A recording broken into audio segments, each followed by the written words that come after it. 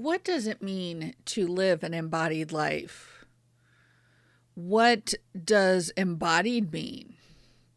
Well, the answer really isn't as simple as a cut and dry dictionary definition. And so that's the topic that we're going to explore on this week's Feather Mane Wisdom Show. You're listening to Feather Mane Soul Wisdom, a podcast designed for people looking to live embodied lives and find their authentic selves. This show is hosted by Kit Kaelstow, body theologian and spiritual mentor. If you're looking to get in touch with your inner spirit, then this show is for you. Thanks for listening. And now, this week's show.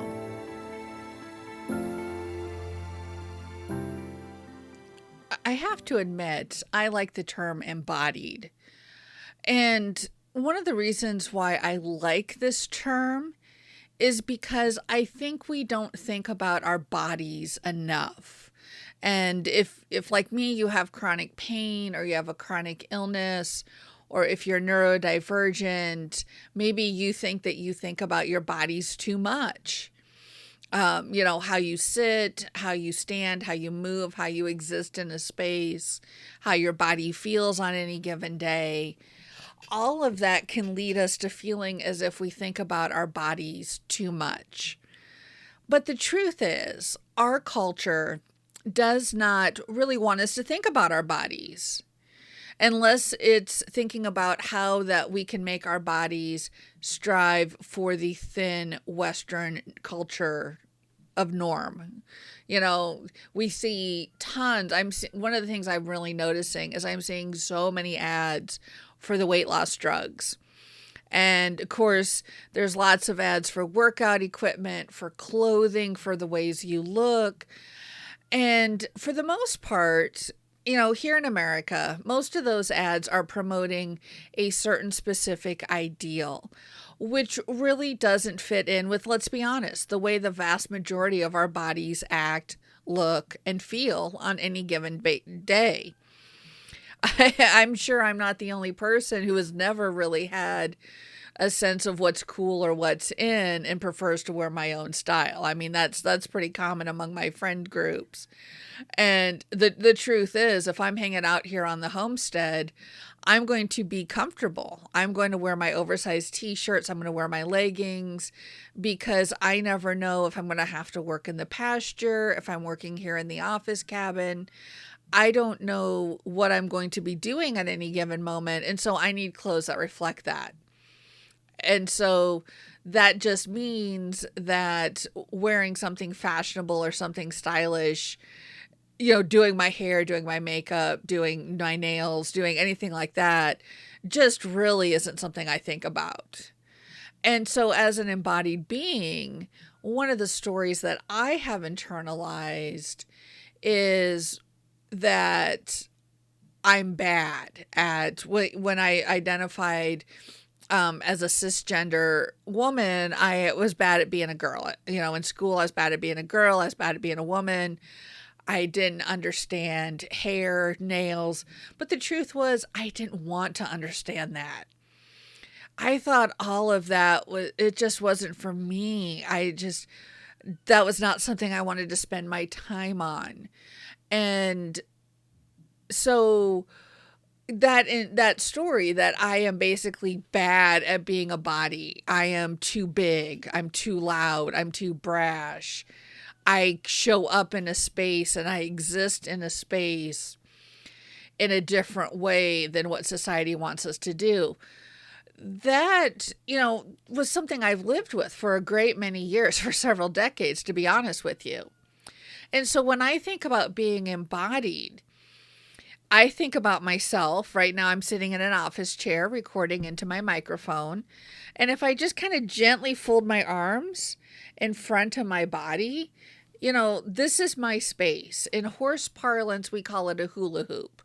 Or at least one of the trainers that I used to follow called it a hula hoop.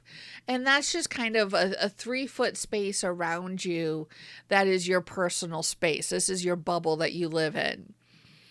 And in horse training and horse parlance, this particular trainer didn't want the horse to enter your hula hoop or enter your bubble without your permission. And I understand that horses are very large creatures. They have a mind of their own. They can hurt you, but that's also not how I exist or with my herd here at home. I pretty much am one of the herd. They see me as a member of the herd. And so that's how I embody my existence, which is to the horses, they think I'm just, part of them. I'm just shaped a little differently and I live on the outside of the fence. But when we think about being embodied, the reason why I love the word embodied and I love talking about living as an embodied being is because it gives me permission. It gives me permission to exist. And that may sound a little strange to you. I understand that. I want you to stay with me. I want you to keep an open mind here as we talk about this. I often describe the work that I do at people who live in the Venn diagram of queer, neurodivergent, and chronically ill and/or disabled. And wherever you fall in that Venn diagram, if you're in only one circle, if you're in an overlap of two circles, if you're in the overlap of all three circles, the truth is you often haven't been given permission to exist. If you are chronically ill, then depending on your body size, you might be shamed for that. If you are neurodivergent, you often, especially if you're assigned female at birth, that's not something that gets recognized until you're older in life. For many people, it's because they have neurodivergent kids that they're raising, and all of a sudden it's like, oh, for somebody like me who didn't have kids, I didn't realize it till just a couple of years ago, and I'm almost 50. So I know a lot of people listening to this might be younger than that, but if you can imagine going through 45, 47 years of just thinking you were wrong, that's a pretty heavy load to carry. That is a lot. That's difficult. And so if you're listening to my voice and you're like, I'm right there with you. I'm in the exact same boat.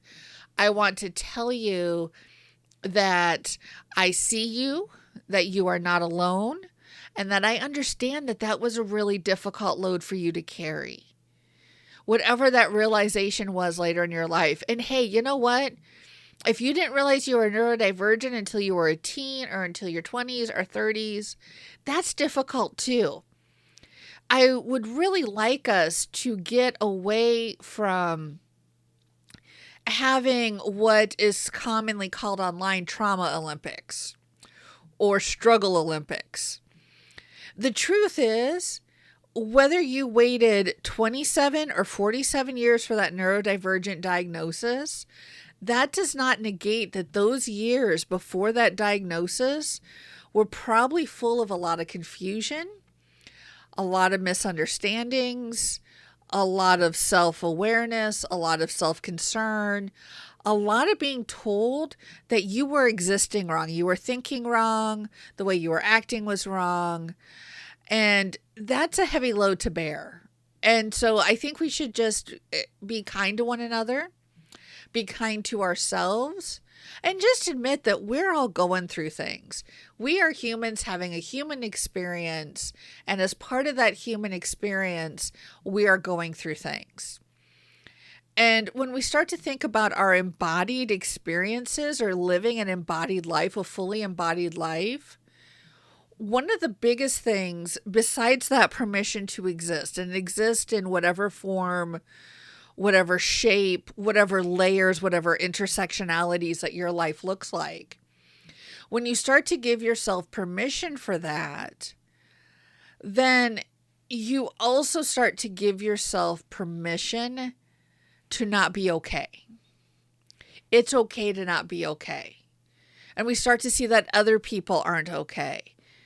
And we start to think about how to offer them compassion, how to offer them support. Now, I want to be very clear here. Hurt people hurt people. And hurting people is not okay. And so whatever you can think about as far as trying to extend compassion to those who want to hurt you, it is perfectly okay. And as a human emotion and as a human experience, we can hold both the need for compassion as well as a need to set boundaries and to declare when something is not okay in our minds at the same time. We can multitask. I know as a neurodivergent person, sometimes, I have ADHD and we talk about monotropism or your mind kind of sliding into familiar routes of thinking. We talk about being able to focus on one thing at once. In fact, my husband and I were just joking yesterday that if he had a little bit of my distractibility and I had a little bit of his focus, between the two of us, we would have appropriate levels of attention on things for what we want to do, as far as, getting things done, remembering to do things, so on and so forth. But the thing is, we can hold that need for compassion with saying, hey, I get that you're hurting, but what you're doing is not right. That is all part of being an embodied experience. And I would argue that that sort of action is actually required of us to live a fully embodied experience. Because when we live fully embodied, when we start to recognize all the nuances and all the layers of ourselves, then we can start to think about how all these nuances and how all these layers intersect. And I heard the term once called body schema. I read it in a book. I'll drop the link in the show notes because I love this book. It's very academic and it kind of gets into the weeds of body theology. But oh my gosh, this book completely changed my relationship with the word embodied. And so this body schema, and if you think about anything you buy, we just bought a new microwave because ours croaked very sadly on Thanksgiving Day. But we just bought a new microwave and it comes with a book, and the book tells you this is what the buttons are. This is what the buttons do. This is how you set it up. A new power tool, you buy some of that furniture that you put together yourself. Even if you buy furniture that you don't put together yourself, it usually comes with the little booklet. That is, you can think of that as the schema or how that object works. We don't come with little booklets. People try to write booklets for us, but it doesn't really work out that well. I will not go down a rabbit hole about psychology, but, you can have a booklet for yourself that's in your heart. The booklets are constantly being written for ourselves. That's our body schema. And so you can just think about the various layers of your life. We start with you were born. What gender did they assign you? Does that gender align with your gender identity? Do the things that you were taught about your gender, even if the gender you were born with aligns with your gender identity. So even if you're cisgender, then were the things that you were told about your gender, do those now align with how you understand? And so I'll go back to me, being born a girl in the 80s, big hair. My hair didn't do that. So I just thought I was bad at being a girl. That was part of my schema. Now, as an adult, I realize, you know what? It is perfectly okay to be someone who presents as female and who doesn't wear makeup, who doesn't care about doing their hair, who doesn't care about doing their nails. Because let me tell you, when you do farm chores, fancy nails kind of don't go with farm chores. There are some aspects of my life that don't lend itself to the schema, the cultural schema of being female. And so again, the cultural schema of being male is a certain opinion. You have to look a certain way. You have to act a certain way. That cultural schema may not align with the way you see your masculinity or your gender identity. It may not align with what is healthy and what is good for you and the people around you. It may not align with things that you learned as an adult. We're all brought up as kids. Sometimes we're brought up in environments that are very strict in telling us how to behave or what to do. That all creates a body schema. And so if you think about a body schema as that manual is going to have different sections. And those sections may contradict themselves. They may be weird. I shouldn't say weird. I'm sorry. That was a bad word choice. They may be contradictory. They may be outside of our experience or outside of our understanding. They may be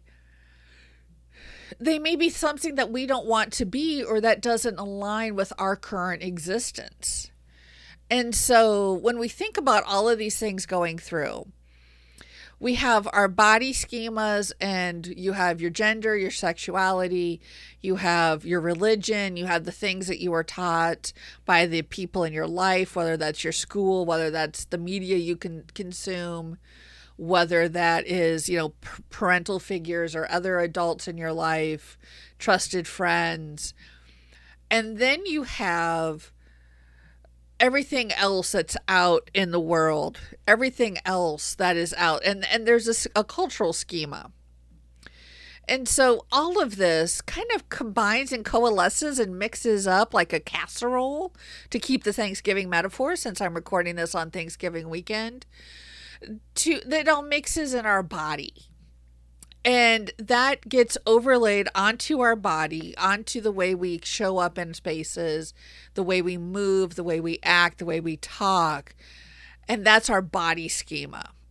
And so cultural schemas, our own personal schemas, family schemas, all of that gets overlaid on top of our body schemas. And they always, I would almost say always, don't play completely nicely together.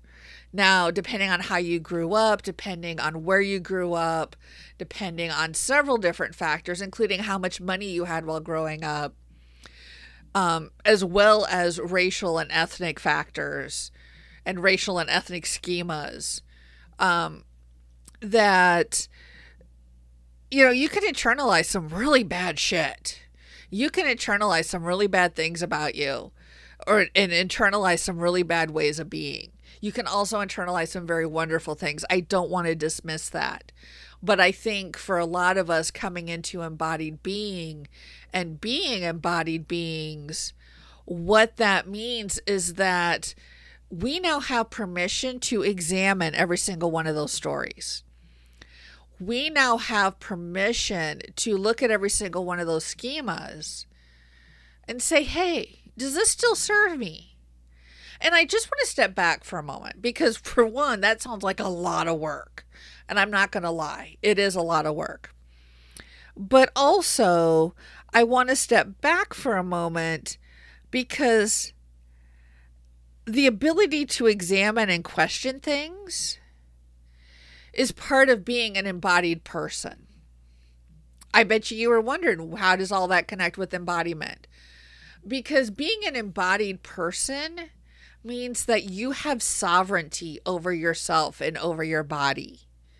And I'm not going to lie, at this moment in time, having sovereignty over yourself and sovereignty over your body is one hell of a political action right now. And it's involved in politics. And the truth is, all of those people who say, I don't want to deal with politics, are really comfortable in their own privilege. And that's a story for another day. And, I understand tuning out of politics or tuning out of things for your mental health.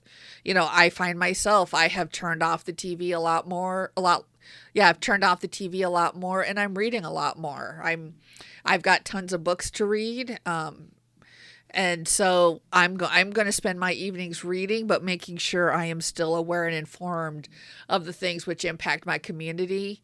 It's just the outlets I was listening to did a lot of, as my grandma would say, chew and rechew things. And so at some point you're just like, yeah, I'm done with this. But An embodied being means that you have sovereignty over yourself to set those boundaries. And it also means that you can examine to take what works for you and to discard the rest. That's a phrase we actually used a lot in the writer's circle that I belong to. And I think that that's a very good metaphor, because when you bring a story to a writer's circle, everybody reads it. And when you read a book, and we could take, whether it's a fiction book that's been on, the New York Times bestseller list, it could be a book that's been read for generations. And everybody is going to bring their own experiences, their own understanding, their own realization to that book. Everybody's going to bring their own taste to that book. And so in a writer's circle, everybody reads that book, reads the chapter, the story, whatever you're bringing, and they give feedback. And the rule is take what works for you, take what resonates with you, and leave the rest. Because not everybody has the right feedback for your story. Not everybody has the right feedback for your life. And so being a sovereign embodied being means that as we're examining these cultural stories, as we're working through these cultural stories, as we work through our personal stories, things that you were taught growing up, you can take what works for you. You can take the good stuff and you can leave all the rest. I am taking every positive comment my professors give me, and I'm holding that close in my heart because that means a lot to me. But the transphobic, homophobic experiences I had in psychology undergrad, I'm leaving those. Those people didn't, their feedback on my life or on my worldview is not necessary. And frankly, wasn't suitable for a open secular state university. And so when we think about this, being embodied means that we have sovereignty over ourselves. It also means that with that sovereignty, however we choose to show up in the world, however we exist in the world, and again, keeping in mind that hurt people, and so we have a responsibility not to actively seek to hurt people. We will make mistakes. It happens. We're human. We should apologize for those and learn how to do better. But for the most part, if you're just out here living your life and, vibing and loving on the things that you love and vibe on, the music you like, the movies you like, the TV you like, loving who you love. And for the most part, you're doing the work that you want to do or doing something that you're okay doing to put food on the table. As long as you're out here just trying to exist, being embodied and thinking about embodiment gives you permission to do that.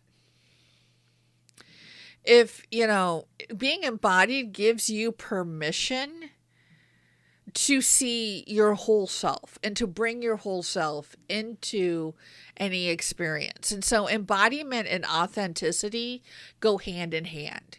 Embodiment and authenticity pretty much are best friends.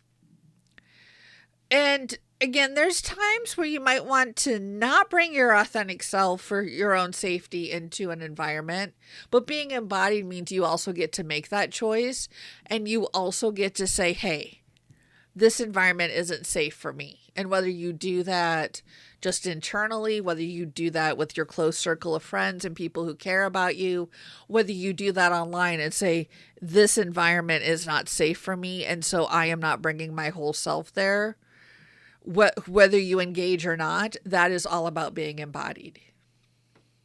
And so I feel like I've given you a lot to think about. I feel like I've done a good job of talking about embodiment. It is not something that boils down to a 2-second snap judgment. It's not something that boils down to an either or, binary type thinking. And I think that is why that being embodied, seeing yourself as a being who is becoming, is something that we don't talk enough about. And so I think I will be talking about that. That is part of my work as a body theologian. And so I will hopefully be doing this will hopefully kick off a series of podcasts about becoming and about being that hopefully may spark some conversation. So, if you like what I am saying here, I hope you like, subscribe, follow wherever you get your podcasts. Like, subscribe, follow to my blog, my social media. And if you got questions, if something really resonated with you, I would love it if you would drop a comment or head over to feathermanesoul.com. I've got a contact form there. And let me know what you think. And I look forward to diving into some of these topics in more detail in the future. Be kind to yourself. You've been listening to the Feather Mane Soul Wisdom Podcast, hosted by Kit Kelstow. Learn more about Feather Mane Soul at feathermanesoul.com. Kit's passionate about embodied living and finding authentic joy by connecting with yourself and others. Kit loves working with neurodivergent, chronically ill, or disabled individuals, as well as anyone who wants to reclaim the stories and find new stories for them. Music is Running with the Horses by Purple Planet Music. This podcast is hosted on the Muse Charmer Media Network. Find out more by visiting the podcast website and following the links to Muse Charmer. Please don't forget to like, subscribe, or follow the podcast at your favorite podcast listening or social media site. Thank you.